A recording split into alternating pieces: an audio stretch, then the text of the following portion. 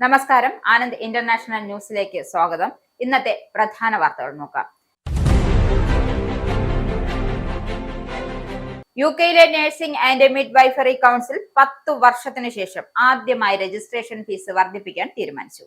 ഇത് സംബന്ധിച്ച് നവംബർ 3 ആരംഭിച്ച പൊതു ചർച്ച ജനുവരി 26 വരെ തുടരും. തൽക്കാലത്തേക്ക് ആ കയ്യബദ്ധം പരിഹരിച്ച് UK ജയിൽ അധികൃതർ. ഒരാഴ്ച മുമ്പ് അബദ്ധത്തിൽ ജയിൽ മോചിതരായ ലൈംഗിക കുറ്റവാളി വീണ്ടും കസ്റ്റഡിയിൽ. ബ്രിട്ടനിൽ വീടുകളുടെ വില 2025 ജനുവരിക്ക് ശേഷമുള്ള ഏറ്റവും ഉയർന്ന നിലയിൽ കുതിച്ചതായി റിപ്പോർട്ട്. ഹാലിഫാക്സ് പുറത്തിറക്കിയ പുതിയ പ്രോപ്പർട്ടി വില സൂചിക പ്രകാരം ഒക്ടോബറിൽ വീടുകളുടെ വില 0.6% വർദ്ധിച്ച് ശരാശരി വില 2,99,862 പൗണ്ടായി ഉയർന്നു. US വിസ നയത്തിൽ ഡൊണാൾഡ് ട്രംപ് ഭരണകൂടം പുതിയ നിർദ്ദേശങ്ങൾ കൊണ്ടുവന്നു. ദീർഘകാല രോഗങ്ങളുള്ളവർക്ക് വിസ അനുവദിക്കുന്നതിൽ കൂടുതൽ കർശനമായ സമീപനം സ്വീകരിക്കാൻ US കോൺസുലർ ഉദ്യോഗസ്ഥർക്ക് നിർദ്ദേശം. ജോയിന്റ് ബേസ് ആൻഡ്രൂസിൽ ലഭിച്ച സംശയാസ്പദമായ പാഴ്സൽ തുറന്നതിനെ തുടർന്ന് നിരവധി പേർ അസ്വസ്ഥരായി റിപ്പോർട്ട്. പാഴ്സലിനുള്ളിൽ വെള്ളപ്പൊടി കണ്ടെത്തിയതായും CNN report. പാകിസ്ഥാന്റെ രഹസ്യ ആണവായുധ പരീക്ഷണങ്ങളെ കുറിച്ച് ശക്തമായ വിമർശനവുമായി ഇന്ത്യ.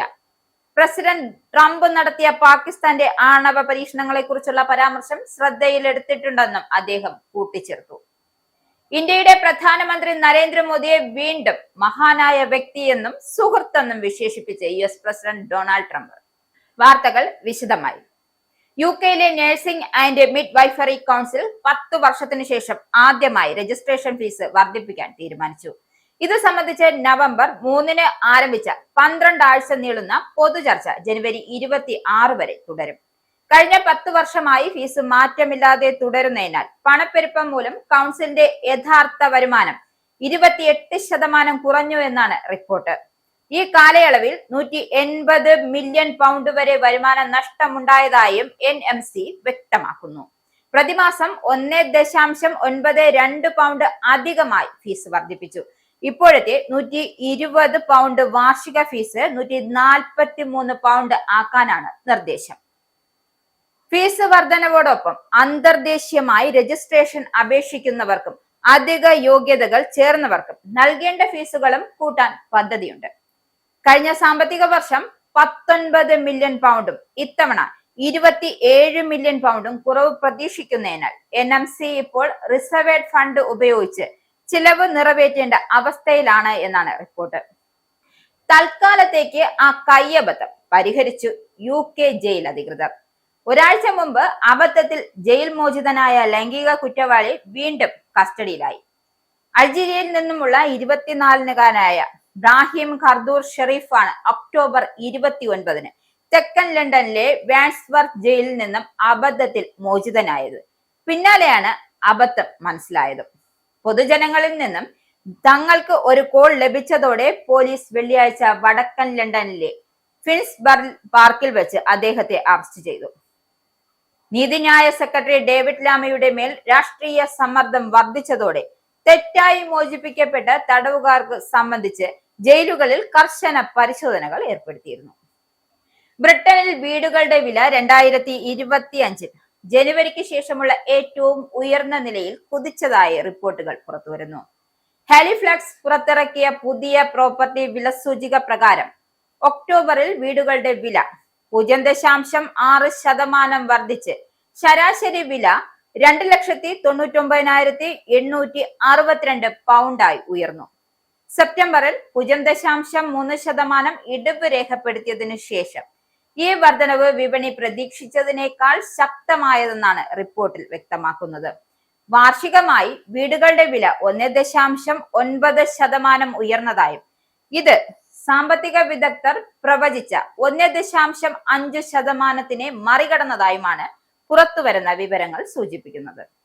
വാങ്ങാനെത്തുന്നവരുടെ എണ്ണം കൂടിയതാണ് വിപണിക്ക് ഉത്തേജനം ആയതെന്നും ഹാലിഫാക്സ് മോർഗേജ് വിഭാഗം മേധാവി അമാൻഡ ബ്രൈഡൻ വ്യക്തമാക്കി.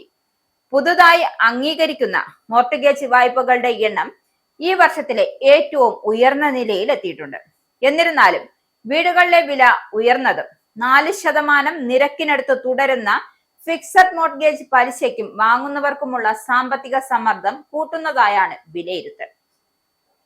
US വിസ നയത്തിൽ ഡൊണാൾഡ് ട്രംപ് ഭരണകൂടം പുതിയ നിർദ്ദേശങ്ങൾ കൊണ്ടുവന്നു. ദീർഘകാല രോഗങ്ങൾ ഉള്ളവർക്ക് വിസ അനുവദിക്കുന്നതിൽ കൂടുതൽ കർശനമായ സമീപനം സ്വീകരിക്കാൻ US കോൺസുലർ ഉദ്യോഗസ്ഥർക്ക് നിർദ്ദേശം നൽകിയതായും KFF ഹെൽത്ത് ന്യൂസ് റിപ്പോർട്ട് ചെയ്തു.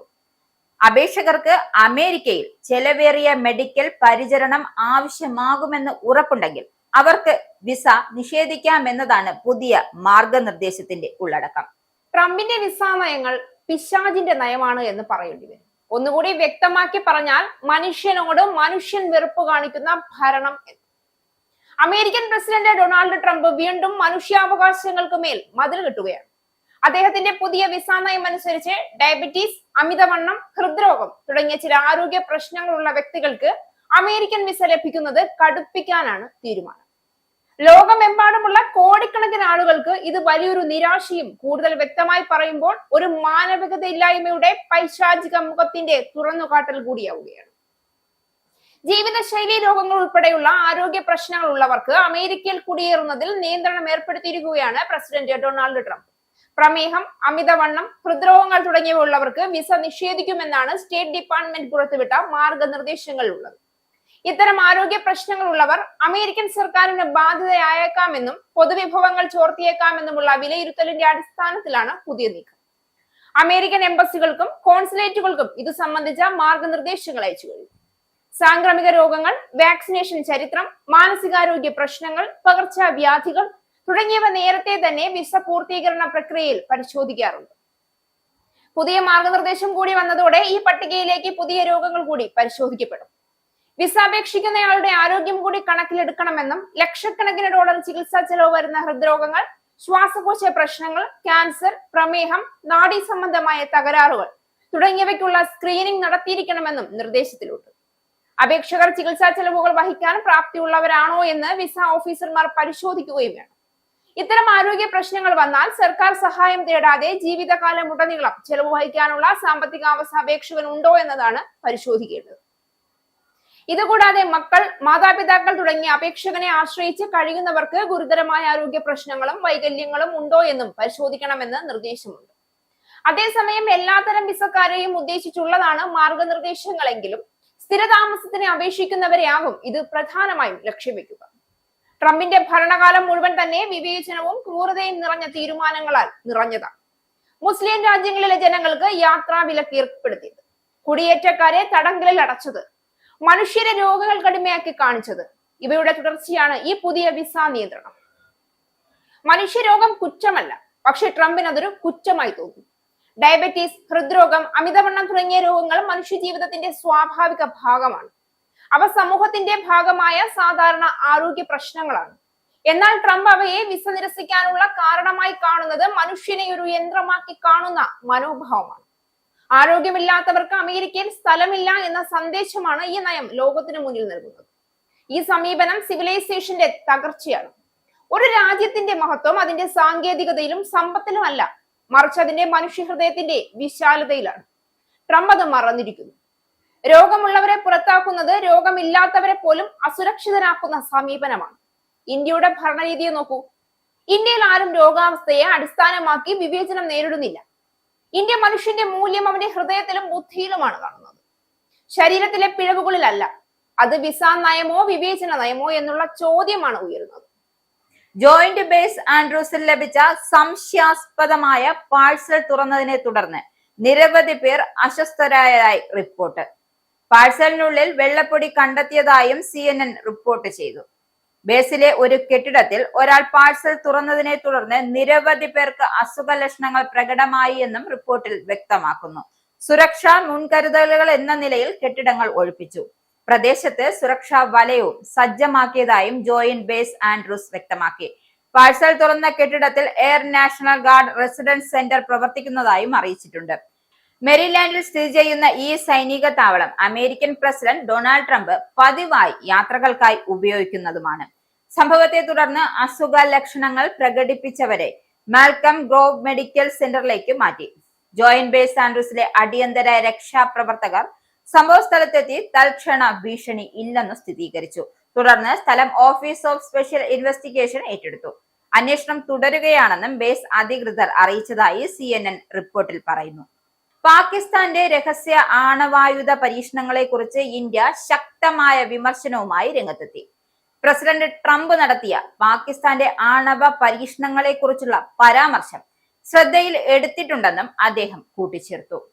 അനധികൃതവും രഹസ്യവുമായ ആണവ പ്രവർത്തനങ്ങൾ പാകിസ്ഥാന്റെ ചരിത്രത്തിന്റെ ഭാഗമാണ് എന്നും വിദേശകാര്യ മന്ത്രാലയ വക്താവ് രൺധീർ ജയ്സ്വാൾ നടത്തിയ വാർത്താ സമ്മേളനത്തിൽ വ്യക്തമാക്കി.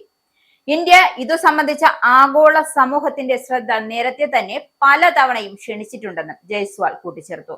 അമേരിക്കൻ പ്രസിഡന്റ് ഡൊണാൾഡ് ട്രംപ് കഴിഞ്ഞ ഞായറാഴ്ച CBC ന്യൂസ് ചാനലിലെ പരിപാടിക്ക് നൽകിയ അഭിമുഖത്തിലാണ് ഈ പരാമർശം നടത്തിയത്. അമേരിക്ക കഴിഞ്ഞ 30 വർഷമായി ആണവ പരീക്ഷണങ്ങൾ നടത്താതിരിക്കുകയാണ്. എന്നാൽ പാകിസ്ഥാനും വടക്കൻ കൊറിയയും ഉൾപ്പെടെ ചില രാജ്യങ്ങൾ ഇപ്പോഴും ഭൂഗർഭ പരീക്ഷണങ്ങൾ നടത്തുന്നു. അവർ അതിനെക്കുറിച്ച് ആരോടും പറയാറില്ല. അത്രമാത്രം ഭൂമിക്കടിയിൽ ആണവ പരീക്ഷണം നടക്കുന്നുവെന്നും പുറത്ത് ചെറു തരംഗം മാത്രം അനുഭവപ്പെടുന്നു എന്നാണ് ട്രംപ് പറഞ്ഞത്. എന്നാൽ പാകിസ്ഥാൻ ട്രംപിന്റെ ഈ ആരോപണം തള്ളുകയായിരുന്നു. ആണവ പരീക്ഷണം ആദ്യം നടത്തിയതും അത് വീണ്ടും ആരംഭിക്കുന്നതും പാകിസ്ഥാൻ ആയിരിക്കില്ല എന്നും ആവുകയുമില്ല എന്നാണ് ഇസ്ലാമാബാദ് പ്രതികരിച്ചത്. ഇന്ത്യയുടെ പ്രധാനമന്ത്രി നരേന്ദ്രമോദിയെ വീണ്ടും മഹാനായ വ്യക്തിയെന്നും സുഹൃത്തെന്നും വിശേഷിപ്പിച്ച് US president Donald Trump. India റഷ്യയിൽ നിന്നും എണ്ണ വാങ്ങുന്നത് മിക്കവാറും നിർത്തിയെന്നും മോഡിയുടെ ക്ഷണമനുസരിച്ച് അടുത്ത വർഷം ഇന്ത്യ സന്ദർശിക്കാനുള്ള സാധ്യതയുണ്ട് എന്നും ട്രംപ് സൂചന നൽകി. ഒടുവിൽ ആര് തോറ്റു? മഹാനായ ലോക പോലീസ് കളിക്കുന്ന സാക്ഷാൽ അമേരിക്കൻ പ്രസിഡന്റ് ഡൊണാൾഡ് ട്രംപ് തോറ്റു. അതും ഇന്ത്യയുടെ കാവൽ സിംഹം മോദിക്ക് മുന്നിൽ.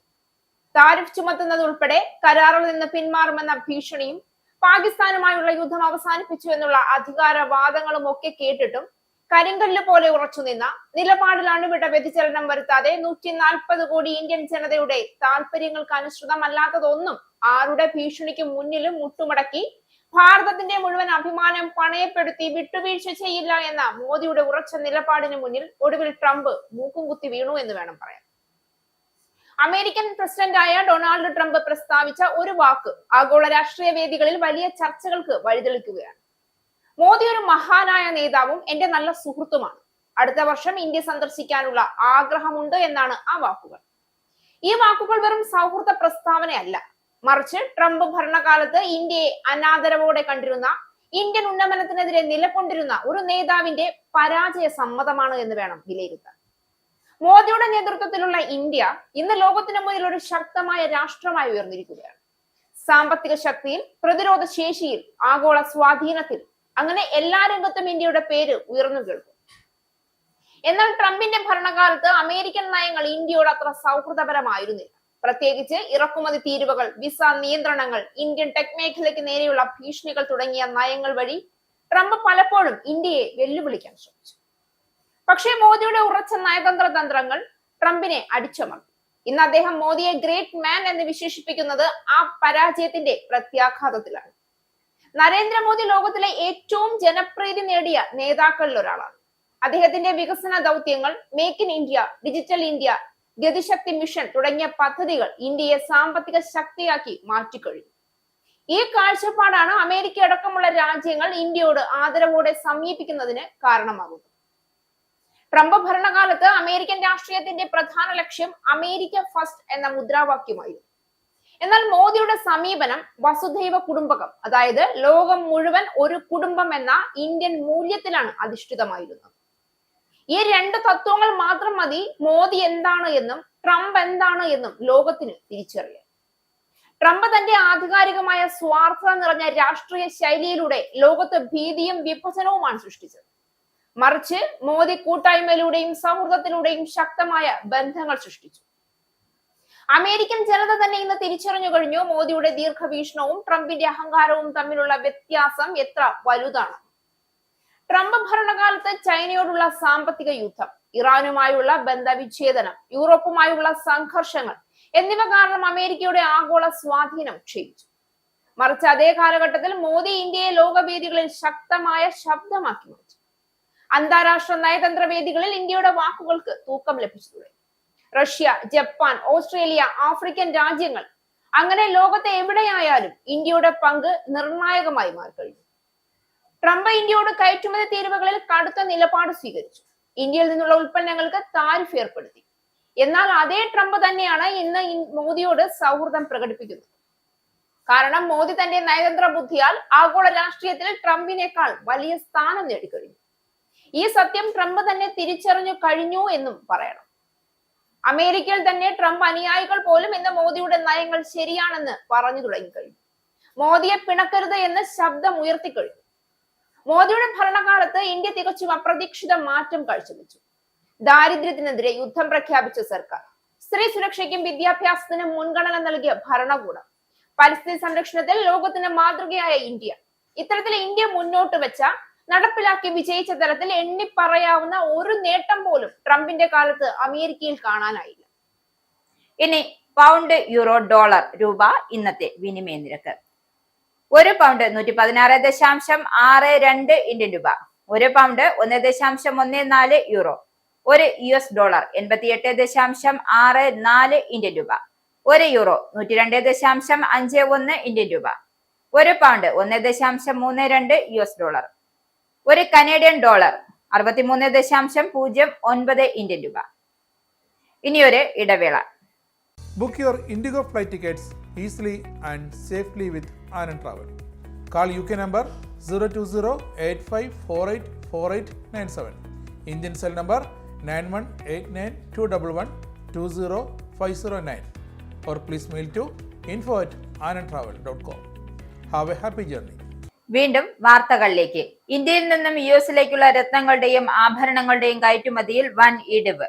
ഇരു രാജ്യങ്ങളുടെയും വ്യാപാര നയത്തിൽ വന്ന മാറ്റങ്ങളാണ് കയറ്റുമതിയിൽ പ്രതിഫലിച്ചത്. കഴിഞ്ഞ 4 വർഷങ്ങളിലായാണ് US-ലേക്കുള്ള കയറ്റുമതിയിൽ കുറവുണ്ടായത് എങ്കിലും 2025-26 സാമ്പത്തിക വർഷത്തിൽ ഇത് രൂക്ഷമായി. ഇന്ത്യക്കുമേൽ US ചുമത്തിയ തീരുവ നിലവിൽ വന്നതോടെ സെപ്റ്റംബറിൽ കയറ്റുമതി 74% എന്ന റെക്കോർഡ് ഇടിവുണ്ടായി. 2021-22 സാമ്പത്തിക വർഷം ആദ്യ 6 മാസത്തെ കണക്കെടുത്താൽ ഇന്ത്യയുടെ രത്നങ്ങളുടെയും ആഭരണങ്ങളുടെയും പ്രധാന അന്താരാഷ്ട്ര വിപണിയായിരുന്നു US. ഈ കാലയളവിൽ UAE-ലേക്കുള്ള കയറ്റുമതി 11.2% മാത്രമായിരുന്നു. ഇക്കാര്യത്തിൽ UAE-യേക്കാൾ മുന്നിലായിരുന്നു ഹോങ്കോങ്. എന്നാൽ 2025-26 സാമ്പത്തിക വർഷത്തെ ഇതേ കാലയളവിൽ US-ലേക്കുള്ള കയറ്റുമതി വിഹിതം 19.4% കുറഞ്ഞു. സമഗ്ര വോട്ടർ പട്ടിക പരിഷ്കരണത്തിനുള്ള എന്യൂമറേഷൻ ഫോം ഓൺലൈനിൽ നൽകാനുള്ള സംവിധാനം ഇന്നലെ രാത്രിയോടെ നിലവിൽ വന്നു. പ്രവാസികളടക്കം സ്ഥലത്തില്ലാത്തവർക്ക് ഈ സൗകര്യം ഉപയോഗിക്കാം. നവംബർ 4-ന് എന്യൂമറേഷൻ ആരംഭിച്ചെങ്കിലും ഓൺലൈൻ സംവിധാനം ലഭ്യമായിരുന്നില്ല. മൊബൈൽ നമ്പർ വോട്ടർ ഐഡിയുമായി ബന്ധിപ്പിച്ചവർക്ക് മാത്രമേ ഓൺലൈനായി ഫോം നൽകാൻ കഴിയൂ. മൊബൈൽ നമ്പർ ബന്ധിപ്പിക്കാൻ ഫോം 8 ഉപയോഗിക്കണം. പ്രവാസി വോട്ടർമാരായി രജിസ്റ്റർ ചെയ്തവർക്ക് ഇമെയിൽ ID ഉപയോഗിച്ചും ലോഗിൻ ചെയ്യാം. ഡൽഹി ഇന്ദിരാഗാന്ധി അന്താരാഷ്ട്ര വിമാനത്താവളത്തിലെ സാങ്കേതിക തകരാർ പരിഹരിച്ചെന്ന് airport authority of India. Automatic messaging switching സിസ്റ്റത്തിലെ പ്രവർത്തനം സാധാരണ നിലയിലായെന്നും വ്യോമയാന മന്ത്രാലയം അറിയിച്ചു. 24 മണിക്കൂറിലേറെ നീണ്ടുനിന്ന പ്രതിസന്ധിയാണ് രാജ്യതലസ്ഥാനത്ത് മാറിയിരിക്കുന്നത്.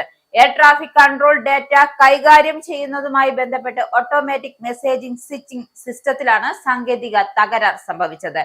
നവംബർ 6 മുതലാണ് പ്രശ്നം തുടങ്ങിയത്. IP അധിഷ്ഠിത AMSS സിസ്റ്റത്തിലെ പ്രശ്നം കണ്ടെത്തിയതിനെ തുടർന്ന് സിവിൽ ഏവിയേഷൻ മന്ത്രാലയം secretary Sameer Kumar Sinha, AAI chairman Vipin Kumar, AI അംഗം M സുരേഷ്, മറ്റ് മുതിർന്ന ഉദ്യോഗസ്ഥർ എന്നിവർ അടിയന്തര അവലോകന യോഗം വിളിച്ചു ചേർത്തു.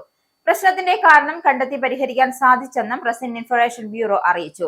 സിസ്റ്റത്തിന്റെ സ്ഥിരതയും പ്രവർത്തനക്ഷമതയും നിരീക്ഷിക്കുന്നതിനായി ഇലക്ട്രോണിക്സ് കോർപ്പറേഷൻ ഓഫ് ഇന്ത്യയിലെയും AAI-യിലെ ഉദ്യോഗസ്ഥരുമടങ്ങിയ സംഘം ഇപ്പോഴും വിമാനത്താവളത്തിൽ തുടരുകയാണെന്നും PIB അറിയിച്ചു. ജമ്മു കാശ്മീരിൽ നുഴഞ്ഞുകയറാൻ ശ്രമിച്ച 2 ഭീകരരെ സുരക്ഷാ സേന വധിച്ചു. കുപ്വാരയിലെ കേരൻ സെക്ടറിൽ ശനിയാഴ്ചയാണ് സംഭവം. നുഴഞ്ഞുകയറ്റം സംബന്ധിച്ച് ഏജൻസികളിൽ നിന്നും ലഭിച്ച രഹസ്യ വിവരത്തിന്റെ അടിസ്ഥാനത്തിലായിരുന്നു സംയുക്ത ഓപ്പറേഷൻ. പ്രദേശത്ത് തിരച്ചിൽ പുരോഗമിക്കുകയായിരുന്നു. ഇന്ത്യൻ സൈന്യം X-ലൂടെയാണ് വിവരം പങ്കുവച്ചത്. പ്രത്യേക വിവരങ്ങൾ ലഭിച്ചതിനെ തുടർന്ന് ഓപ്പറേഷൻ പിമ്പിൾ ആരംഭിച്ചതായും സൈന്യത്തിന്റെ വൈറ്റ് ചിനാർ കോർപ്പെക്സ് X-ൽ പോസ്റ്റിൽ പറഞ്ഞു. സംശയാസ്പദമായ നീക്കം ശ്രദ്ധയിൽപ്പെട്ടതോടെ തിരച്ചിൽ ആരംഭിച്ചത്. ഇതോടെ അവർ വെടിയുതിർക്കുകയായിരുന്നു. ഓപ്പറേഷനിൽ 2 ഭീകരരെ വധിച്ചു. പ്രദേശത്ത് തിരച്ചിൽ പുരോഗമിക്കുകയാണെന്നും പോസ്റ്റിൽ വ്യക്തമാക്കുന്നു. 2 ദിവസത്തെ UAE സന്ദർശനത്തിനായി മുഖ്യമന്ത്രി പിണറായി വിജയൻ അബുദാബിയിലെത്തി. ഇന്ത്യൻ അംബാസഡർ ദീപക് മിത്തൽ, ലോക കേരള സഭ അംഗങ്ങൾ തുടങ്ങിയവർ മുഖ്യമന്ത്രിയെ സ്വീകരിച്ചു.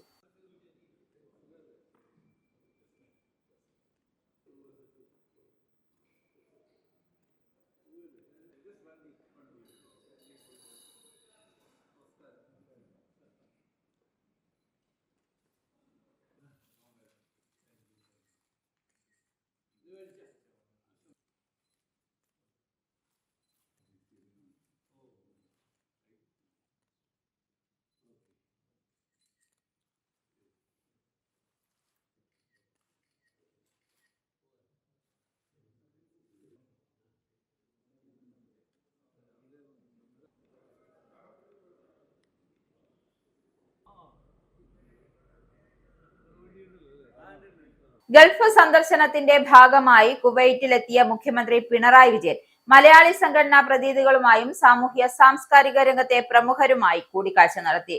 ജുമൈറ മെസില്ല ബീച്ച് ഹോട്ടലിൽ നടന്ന ഹ്രസ്വ കൂടിക്കാഴ്ചയിൽ പ്രവാസി ജീവിതവുമായി ബന്ധപ്പെട്ട പ്രധാന വിഷയങ്ങൾ മുഖ്യമന്ത്രിയുടെ ശ്രദ്ധയിൽ എത്തിച്ചു.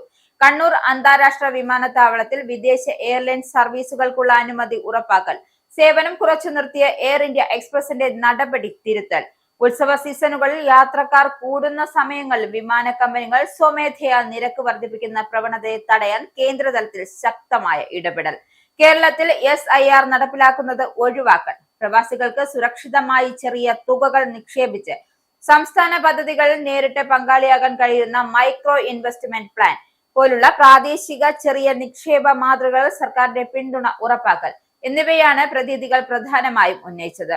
സർക്കാരിന് സാധ്യമായ ഇടപെടലുകൾ നടത്തുമെന്നും SIR വിഷയത്തിൽ കേരളത്തിലെ ഭരണ പ്രതിപക്ഷ കക്ഷികൾക്കും ഇത് നടപ്പിലാക്കരുതെന്ന ഏക അഭിപ്രായമുണ്ട് എന്നും മുഖ്യമന്ത്രി മറുപടി നൽകി.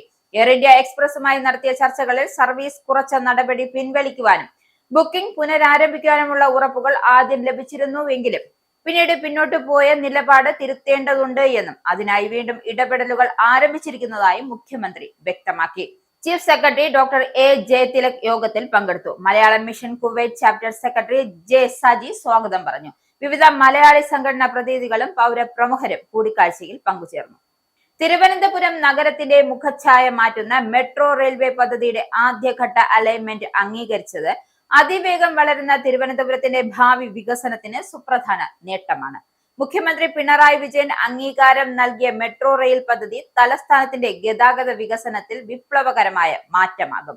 ടെക്നോ പാർക്കിന്റെ 3 ഫേസുകൾ, വിമാനത്താവളം, Thampanoor bus stand, railway station, secretariat, medical college എന്നിവ ബന്ധിപ്പിക്കുന്ന ആദ്യഘട്ട അലോട്ട്മെന്റാണ് അംഗീകരിച്ചത്. കൊച്ചി മെട്രോ റെയിൽ ലിമിറ്റഡ് മുഖേനയാണ് പദ്ധതി നടപ്പിലാക്കുക. പാപ്പനംകോട് നിന്നും ആരംഭിച്ച് കിള്ളിപ്പാലം, പാളയം, ശ്രീകാര്യം, കഴക്കൂട്ടം, ടെക്നോ പാർക്ക്, കൊച്ചുവേളി, വിമാനത്താവളം വഴി ഈഞ്ചക്കലിൽ അവസാനിക്കും. 31 കിലോമീറ്റർ ദൈർഘ്യമുള്ള പാതയിൽ 27 സ്റ്റേഷനുകൾ ഉണ്ടായിരിക്കും. കഴക്കൂട്ടം, ടെക്നോ പാർക്ക്, കാര്യവട്ടം എന്നിവയായിരിക്കും ഇന്റർചേഞ്ച് സ്റ്റേഷനുകൾ. തിരുവനന്തപുരം മെട്രോയുടെ മുന്നൊരുക്കത്തിന്റെ ഭാഗമായി ശ്രീകാര്യം, ഉള്ളൂർ, പട്ടം എന്നീ മേൽപ്പാലങ്ങളുടെ നിർമ്മാണ ചുമതല കൊച്ചി മെട്രോ റെയിൽ ലിമിറ്റഡ് ആണ് ഏൽപ്പിച്ചിരിക്കുന്നത്. ഇതിൽ ശ്രീകാര്യം മേൽപ്പാലത്തിന്റെ നിർമ്മാണം ദ്രുതഗതിയിൽ പുരോഗമിക്കുകയാണ്. മെട്രോ റെയിൽ പദ്ധതി ഗതി വേഗം പകരും. പാപ്പനംകോടിനെയും കഴക്കൂട്ടത്തിനെയും ബന്ധിപ്പിക്കുന്നതിനൊപ്പം നഗരത്തിൽ നിന്നും മെഡിക്കൽ കോളേജ്, വിമാനത്താവളം, തിരുവനന്തപുരം നോർത്ത് റെയിൽവേ സ്റ്റേഷൻ എന്നിവിടങ്ങളിലേക്ക് പോകുവാനും ഇത് സഹായകരമാകും. നഗരത്തിലെത്തുന്ന സ്വകാര്യ വാഹനങ്ങളുടെ എണ്ണം കുറയ്ക്കുവാനും ഗതാഗത കുരുക്ക് അഴിക്കുവാനും സാധിക്കുമെന്നാണ് വിലയിരുത്തൽ. പതിറ്റാണ്ടുകൾ നീണ്ട കാത്തിരിപ്പിനാണ് 1ാം ഘട്ട അലോട്ട്മെന്റ് അംഗീകരിച്ചതോടെ വിരാമമായത്. തിരുവനന്തപുരത്തെ മെട്രോ ആവശ്യക്കാരുണ്ടെന്നറിയാൻ സമഗ്ര ഗതാഗത പദ്ധതി തയ്യാറാക്കിയിരുന്നു. മോണോ റെയിൽ, ലൈറ്റ് മെട്രോ ഏതാണ് വേണ്ടത് എന്ന് അറിയാനായിരുന്നു പഠനമെങ്കിലും ഭാവിയിലേക്ക് ഇത് രണ്ടും ഗുണകരമാകില്ല എന്ന് കണ്ടെത്തി. തുടർന്നാണ് കൊച്ചി മെട്രോ രാജ്യത്ത് നടപ്പാക്കിയ മറ്റു മെട്രോകളെ പോലെ ഒന്ന് മതിയെന്ന് തീരുമാനിച്ചത്. CMVയുടെ അടിസ്ഥാനത്തിൽ 6 പുതിയ റൂട്ടുകളാണ് കൊച്ചി മെട്രോ അവതരിപ്പിച്ചത്. ജൂൺ 11-ന് മുഖ്യമന്ത്രിയുടെ അധ്യക്ഷതയിൽ ചേർന്ന യോഗം ഇക്കാര്യം പരിശോധിച്ചു. യുക്തമായ തീരുമാനം കൈക്കൊള്ളാൻ ചീഫ് സെക്രട്ടറിയുടെ നേതൃത്വത്തിലുള്ള സെക്രട്ടറി തല കമ്മിറ്റിയെ ചുമതലപ്പെടുത്തി. ധനം, റവന്യൂ, തദ്ദേശം, ട്രാൻസ്പോർട്ട് സെക്രട്ടറിമാർ കമ്മിറ്റിയിൽ അംഗങ്ങളാണ്. കമ്മിറ്റി അതിൽ നിന്നും 2 എണ്ണം തിരഞ്ഞെടുത്തു. ടെക്നോ പാർക്കിനെ കൂടി ഉൾപ്പെടുത്തി അലൈൻമെന്റ് തയ്യാറാക്കാൻ നിർദ്ദേശിച്ചു. സെൻട്രൽ റെയിൽവേ സ്റ്റേഷനും നോർത്ത് റെയിൽവേ സ്റ്റേഷനും വിമാനത്താവളവും ഉൾപ്പെടുത്തിയ അലൈൻമെന്റിൽ മുഖ്യമന്ത്രി അംഗീകരിക്കുകയും ചെയ്തു. ഇതിന്റെ DPR കൊച്ചി മെട്രോ വേഗത്തിൽ സംസ്ഥാന സർക്കാരിന് സമർപ്പിക്കും. തുടർഘട്ടങ്ങൾ സർക്കാർ പിന്നീട് തീരുമാനിക്കും. സംസ്ഥാന വ്യവസായ വകുപ്പ് കഴിഞ്ഞ ഫെബ്രുവരിയിൽ സംഘടിപ്പിച്ച ഇൻവെസ്റ്റ്മെന്റ് കേരള ഗ്ലോബൽ സമ്മിറ്റിൽ താൽപര്യപത്രം ഒപ്പുവെച്ച് നിക്ഷേപ പദ്ധതികൾ 100 പദ്ധതികൾ നിർമ്മാണം തുടങ്ങി. 36.23% പദ്ധതികൾ നിർമ്മാണ ഘട്ടത്തിൽ ഉറപ്പായത്. 35,111 കോടിയുടെ നിക്ഷേപം ലഭിക്കുക 1,00,000 പേർക്ക് തൊഴിലും. സംസ്ഥാന വ്യവസായ വകുപ്പ് കഴിഞ്ഞ ഫെബ്രുവരിയിൽ സംഘടിപ്പിച്ച ഇൻവെസ്റ്റ് കേരള ഗ്ലോബൽ സമ്മിറ്റിൽ താൽപര്യപത്രം ഒപ്പുവെച്ച നിക്ഷേപ പദ്ധതികളിൽ 100 പദ്ധതികൾ നിർമ്മാണം തുടങ്ങി. NDR സ്പേസിന്റെ വെയർഹൌസിംഗ് ആൻഡ് ഇൻഡസ്ട്രിയൽ പാർക്കാണ് നിർമ്മാണ ഘട്ടത്തിലേക്ക് പ്രവേശിച്ച 100ാം പദ്ധതി. ആലുവയിലാണ് പദ്ധതി നിർമ്മാണം തുടങ്ങിയത്. നിക്ഷേപ സംഗമത്തിൽ താൽപര്യപത്രം ഒപ്പിട്ട പ്രമുഖ ആഗോള കമ്പനികൾ ഉൾപ്പെടെ അവരുടെ നിക്ഷേപ പദ്ധതികളുടെ നിർമ്മാണം ആരംഭിച്ചു കഴിഞ്ഞു. ഇത്രയും ചുരുങ്ങിയ സമയത്തിൽ 100 പദ്ധതികൾ നിർമ്മാണം തുടങ്ങുന്നത് രാജ്യത്തെ ആദ്യത്തെ റെക്കോർഡാണെന്ന് വ്യവസായ മന്ത്രി P. രാജീവ് പറഞ്ഞു. സബ്മിറ്റിൽ ഒപ്പുവെച്ച 449 നിക്ഷേപ താൽപര്യ പത്രങ്ങളിൽ ഭൂമി ലഭ്യമായ 276 പദ്ധതികളിൽ 100 പദ്ധതികൾ താൽപര്യപത്രത്തിൽ നിന്ന് നിർമ്മാണ ഘട്ടത്തിലേക്ക് കടക്കുമ്പോൾ പരിവർത്തന നിരക്ക് 36.23%. 750 കോടി രൂപയുടെ നിക്ഷേപ പദ്ധതികളാണ് നിർമ്മാണ ഘട്ടത്തിലുള്ളത്. 49.732 തൊഴിലവസരങ്ങളാണ് ഇതിലൂടെ സൃഷ്ടിക്കപ്പെടുക. 449 സ്ഥാപനങ്ങളിൽ നിന്നായി 1.8 ലക്ഷം കോടി രൂപയുടെ താൽപര്യ പത്രങ്ങളാണ് IKGS-ലൂടെ ഒപ്പിട്ടത്. ഇതിൽ അനിമേഷൻ രംഗത്തെ പ്രമുഖരായ ഇറ്റാലിയൻ കമ്പനി ഡൈനിമേറ്റഡ്, പ്രമുഖ ലോജിസ്റ്റിക് കമ്പനി അവിഗ്ന തുടങ്ങിയവർ നിർമ്മാണം പൂർത്തിയാക്കി പ്രവർത്തനം തുടങ്ങി. Adani logistic park, covid vaccine വികസിപ്പിച്ച കൃഷ്ണ എല്ലയുടെ ഭാരത് ബയോടെക്കിന്റെ കീഴിലുള്ള life science company Systrom, SFO technologies, Gasha steels, TMT plant, KGA international, Krishna institute of medical sciences, അക്കോസ technologies, Winvish technologies, WGS hotels, Jacob and Richards തുടങ്ങിയ സംരംഭങ്ങളുടെ നിർമ്മാണവും ഇതിൽ ഉൾപ്പെടുന്നു. ടൂറിസം, IT, ഭക്ഷ്യ സംസ്കരണം, ഇലക്ട്രോണിക് ഘടകങ്ങളുടെ നിർമ്മാണം, ഫാർമസ്യൂട്ടിക്കൽസ്, മരാധിഷ്ഠിത വ്യവസായങ്ങൾ, ഹെൽത്ത് കെയർ തുടങ്ങിയ വിവിധ മേഖലകളിലാണ് ഇതിനകം നിക്ഷേപം നടത്തിയിട്ടുള്ളത്. 100 കോടി രൂപ വരെ മുതൽ മുടക്കുള്ള പദ്ധതികൾക്ക് വ്യവസായ വാണിജ്യ വകുപ്പാണ് മേൽനോട്ടം വഹിക്കുന്നത്. 100 കോടിക്ക് മുകളിൽ നിക്ഷേപമുള്ള പദ്ധതികൾക്ക് KSIDC-യും കിൻഫ്ര പാർക്കിൽ ആസൂത്രണം ചെയ്ത പദ്ധതികളിൽ കിൻഫ്രയും മേൽനോട്ടം വഹിക്കുന്നു. വ്യവസായ മന്ത്രി അധ്യക്ഷനായ ഉപദേശക സമിതി സമയബന്ധിതമായി പദ്ധതികളുടെ അവലോകനം നടത്തുന്നു. മുഖ്യമന്ത്രിയുടെ മുൻഗണനാ പദ്ധതി അവലോകനത്തിനും പുരോഗതി വിലയിരുത്തുന്നുണ്ട്. പദ്ധതി നിർവഹണം വേഗത്തിലാക്കുന്നതിന് 22 നയപരിഷ്കാരങ്ങൾ നടപ്പിലാക്കി. IKGS പദ്ധതികൾക്ക് പ്രത്യേക പരിഗണന നൽകുന്നതിനായി തദ്ദേശ വകുപ്പിൽ ടാസ്ക് ഫോഴ്സിനും രൂപം നൽകിയിട്ടുണ്ട്. സംസ്ഥാനത്തെ ഇതുവരെയുള്ള നിക്ഷേപ സംഗമങ്ങളിൽ ഏറ്റവും പരിവർത്തന നിരക്ക് രേഖപ്പെടുത്തിയാണ് IKGS തുടർ പ്രവർത്തനങ്ങൾ പുരോഗമിക്കുന്നതെന്ന് വ്യവസായ മന്ത്രി P. രാജീവ് പറഞ്ഞു. അടുത്ത മാസങ്ങളിൽ നിർമ്മാണം ആരംഭിക്കുന്ന പദ്ധതികൾക്കായി നടപടികൾ പൂർത്തിയാക്കി വരികയാണെന്നും മന്ത്രി കൂട്ടിച്ചേർത്തു. ഇനി സ്പോർട്സ്.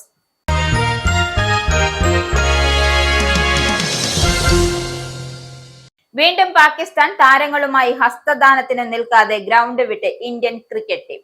ഹോങ്കോങ് 6 ടൂർണമെന്റിലാണ് പാക് താരങ്ങൾക്കൊപ്പം ഹസ്തദാനത്തിന് നിൽക്കാതെ ഇന്ത്യയുടെ മടക്കം. മത്സരത്തിന് മുൻപും ശേഷവും ഇന്ത്യ പാക് താരങ്ങളുടെ ഹസ്തദാനം ഉണ്ടായില്ല. മഴ മൂലം കളി തടസ്സപ്പെട്ട മത്സരത്തിൽ ഡക്വർത്ത് ലൂയിസ് നിയമപ്രകാരം 2 റൺസിനാണ് ഇന്ത്യയുടെ ജയം. ടോസ് നഷ്ടപ്പെട്ട ആദ്യം ബാറ്റിംഗിനിറങ്ങിയ ഇന്ത്യ നിശ്ചിത 6 ഓവറിൽ 4 വിക്കറ്റ് നഷ്ടത്തിൽ 86 റൺസ് എടുത്തു. Robin Uthappa, Bharat Chipli, Stuart Binny, captain Dinesh Karthik, Abhimanyu Mithun എന്നിങ്ങനെയാണ് ഇന്ത്യൻ ബാറ്റർമാരുടെ സ്കോറുകൾ. ഉത്തപ്പ 3 സിക്സും 2 ഫോറും അടിച്ചു. ചിപ്ലി 2 സിക്സും 2 ഫോറും അടിച്ചപ്പോൾ 1 സിക്സും 2 ഫോറുമാണ് കാർത്തിക്കിന്റെ ബാറ്റിൽ നിന്നും പിറന്നത്. പാകിസ്ഥാനായി മുഹമ്മദ് ഷഹിഹാദാണ് 2 വിക്കറ്റ് വീഴ്ത്തിയത്. പ്രധാന വാർത്തകൾ ഒരിക്കൽ കൂടി. UK-യിലെ നഴ്സിംഗ് ആൻഡ് മിഡ്വൈഫറി കൗൺസിൽ 10 വർഷത്തിനു ശേഷം ആദ്യമായി രജിസ്ട്രേഷൻ ഫീസ് വർദ്ധിപ്പിക്കാൻ തീരുമാനിച്ചു. ഇത് സംബന്ധിച്ച് നവംബർ 3-ന് ആരംഭിച്ച പൊതു ചർച്ച ജനുവരി 26 വരെ തുടരും. തൽക്കാലത്തേക്ക് ആ കയ്യബദ്ധം പരിഹരിച്ച് UK ജയിൽ അധികൃതർ. ഒരാഴ്ച മുമ്പ് അബദ്ധത്തിൽ ജയിൽ മോചിതരായ ലൈംഗിക കുറ്റവാളി വീണ്ടും കസ്റ്റഡിയിൽ. ബ്രിട്ടനിൽ വീടുകളുടെ വില 2025 ജനുവരിക്ക് ശേഷമുള്ള ഏറ്റവും ഉയർന്ന നിലയിൽ കുതിച്ചതായി റിപ്പോർട്ട്. ഹാലിഫാക്സ് പുറത്തിറക്കിയ പുതിയ പ്രോപ്പർട്ടി വില സൂചിക പ്രകാരം ഒക്ടോബറിൽ വീടുകളുടെ വില 0.6% വർദ്ധിച്ച് ശരാശരി വില 2,99,862 പൗണ്ടായി ഉയർന്നു. US വിസ നയത്തിൽ ഡൊണാൾഡ് ട്രംപ് ഭരണകൂടം പുതിയ നിർദ്ദേശങ്ങൾ കൊണ്ടുവന്നു. ദീർഘകാല രോഗങ്ങളുള്ളവർക്ക് വിസ അനുവദിക്കുന്നതിൽ കൂടുതൽ കർശനമായ സമീപനം സ്വീകരിക്കാൻ US കോൺസുലർ ഉദ്യോഗസ്ഥർക്ക് നിർദ്ദേശം. ജോയിന്റ് ബേസ് ആൻഡ്രൂസിൽ ലഭിച്ച സംശയാസ്പദമായ പാഴ്സൽ തുറന്നതിനെ തുടർന്ന് നിരവധി പേർ അസ്വസ്ഥരായി റിപ്പോർട്ട്. പാഴ്സലിനുള്ളിൽ വെള്ളപ്പൊടി കണ്ടെത്തിയതായും CNN report. പാകിസ്ഥാന്റെ രഹസ്യ ആണവായുധ പരീക്ഷണങ്ങളെക്കുറിച്ച് ശക്തമായ വിമർശനവുമായി ഇന്ത്യ. പ്രസിഡന്റ് ട്രംപ് നടത്തിയ പാകിസ്ഥാന്റെ ആണവ പരീക്ഷണങ്ങളെക്കുറിച്ചുള്ള പരാമർശം ശ്രദ്ധയിലെടുത്തിട്ടുണ്ടെന്നും അദ്ദേഹം കൂട്ടിച്ചേർത്തു. ഇന്ത്യയുടെ പ്രധാനമന്ത്രി നരേന്ദ്രമോദിയെ വീണ്ടും മഹാനായ വ്യക്തിയെന്നും സുഹൃത്തെന്നും വിശേഷിപ്പിച്ച് US പ്രസിഡന്റ് ഡൊണാൾഡ് ട്രംപ്. ഈ ബുള്ളറ്റിൻ കൂടെ സമാപിക്കുന്നു. നന്ദി, നമസ്കാരം.